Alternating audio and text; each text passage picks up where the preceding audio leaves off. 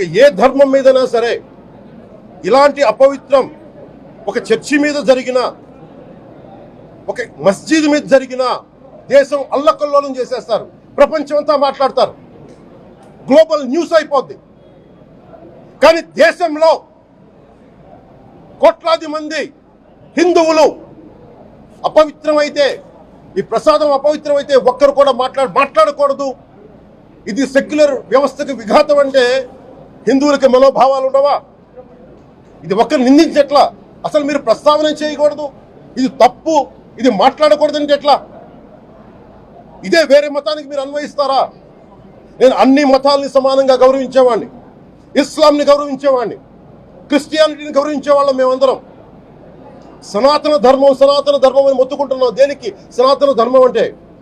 సనాతన ధర్మానికి ఒకరు ప్రారంభించింది కాదు, ఇది ఒక వ్యక్తి ఒక కూర్చోబెట్టి ఒకరు స్టార్ట్ చేసింది కాదు. ఇది కొన్ని వేలాది సంవత్సరాలుగా అన్ని మతాలని, అన్ని విశ్వాసాలని అలింగనం చేసుకున్న నేల ఇది.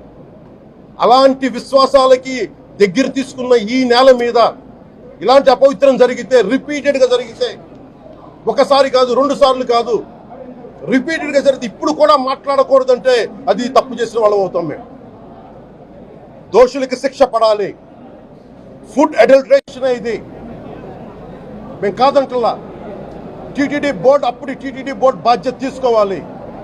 పొలిటికల్గా వచ్చి అలంకారప్రాయంగా ఒక్కొక్కళ్ళు వచ్చేసి దర్శనాలకి టికెట్లు ఇవ్వడానికి మీరు బోర్డు మెంబర్స్ అవ్వలేదు. మీరు ఎవరు చైర్మన్ కానీ ఈవో కానీ, మీరు అక్కడ ధర్మాన్ని పరిరక్షించాలి. మీరు అక్కడ మీ ఇష్టాలకి మీరు కూర్చోబెట్టి మీ ఇష్టాలకి కాంట్రాక్ట్లు ఇచ్చుకోవడానికి మీరు టీటీడీ బోర్డుకి మీరు వెళ్ళలేదు. మీరు అందరూ, మీ అందరికీ బాధ్యత ఉంది.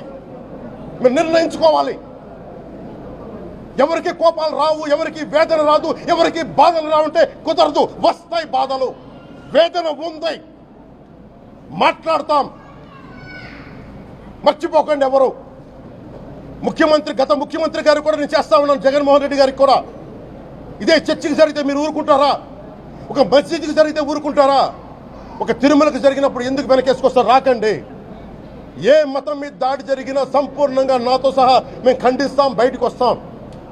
ఇస్లాం మీద దాడి జరిగితే మేము మాట్లాడతాం, క్రిస్టియానిటీ మీద దాడి జరిగితే మేము మాట్లాడతాం, హిందూ ధర్మం మీద, సనాతన ధర్మం మీద దాడి జరిగితే కూడా నేను మాట్లాడతాను.